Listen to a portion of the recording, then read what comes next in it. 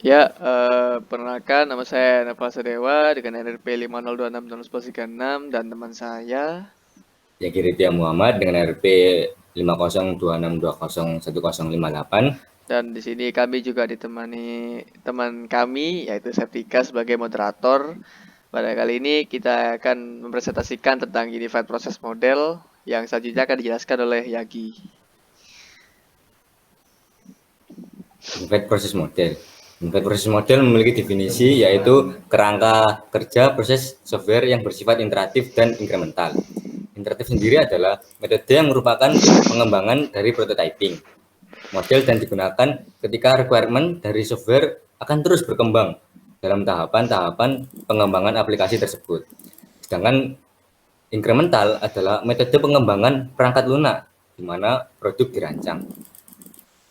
Lalu untuk menyempurnakan unified proses, kebanyakan orang menggunakan yaitu tiga jenis ini yaitu rational unified process atau RUP, open UP, dan agile unified process atau bisa disebut dengan AUP.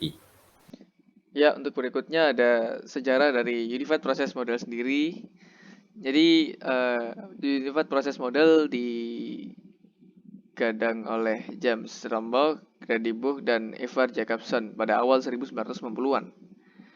Mereka mulai bekerja pada Unified Method yang akan menggabungkan fitur-fitur terbaik dari analisis berorientasi objek dan metode desain setiap model yang mengadopsi fitur tambahan yang diusulkan oleh para ahli lain dalam permodelan berorientasi objek. Hasilnya adalah UML atau Unified Modeling Language yang berisi notasi yang kuat untuk permodelan objek. Next, uh, untuk YAML sendiri banyak metodologi yang digunakan yaitu metodologi Buch, metodologi Coed, metodologi OOC dan metodologi OMT.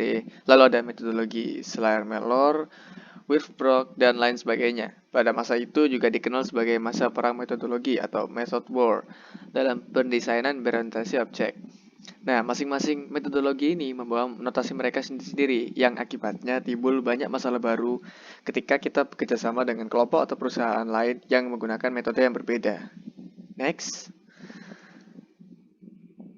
Nah, untuk RUP sendiri atau Rational Unified Process merupakan produk proses software yang memuat knowledge base yang berhubungan dengan sampel berupa artifact. Artifact ini ibaratnya kayak uh, proses lain yang dihasilkan pada saat kita lagi di tengah-tengah proses pengembangan software gitu. Next,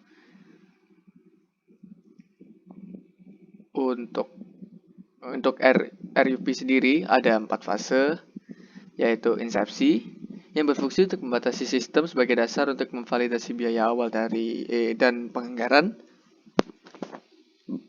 Yang kedua ada elaborasi yang berfungsi untuk memitigasi resiko kunci yang diidentifikasi dari analisis hingga akhir fase. Lalu berikutnya ada konstruksi yang berguna untuk membangun sistem perangkat lunak. Fase ini fokus pada pengembangan komponen dan fitur lain dari sistem. Lalu yang terakhir ada transisi, berfungsi sebagai perantara sistem dari pengembangan ke produksi yang tersedia untuk pengguna akhir. Untuk visualisasi dari fase RUP ini sendiri berupa sebuah waktu yang dinamakan sebagai grafik RUP. Next. Di sini ada Open Unified Process Model atau Open IUP. Open UP.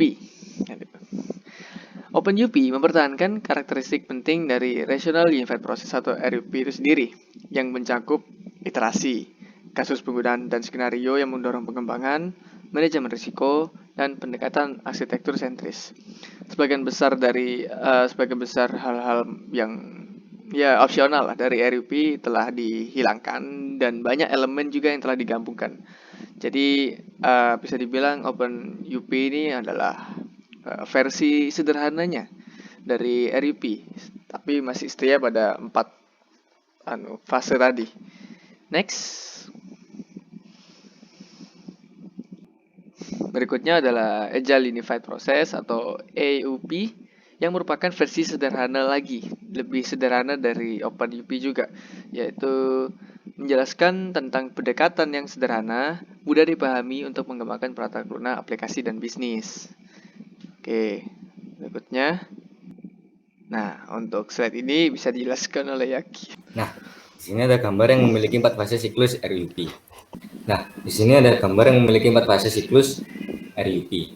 Di inception berfungsi untuk membatasi sistem sebagai dasar untuk memvalidasi biaya awal dan penganggaran.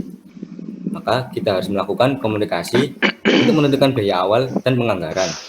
Kemudian dilanjut dengan planning, yaitu apa yang akan kita buat dengan biaya awal dan penganggaran yang kita komunikasi di awal. Kemudian dilanjut dengan elaboration yang berfungsi untuk memitigasi risiko kunci yang diidentifikasi dan analisis hingga akhir fase.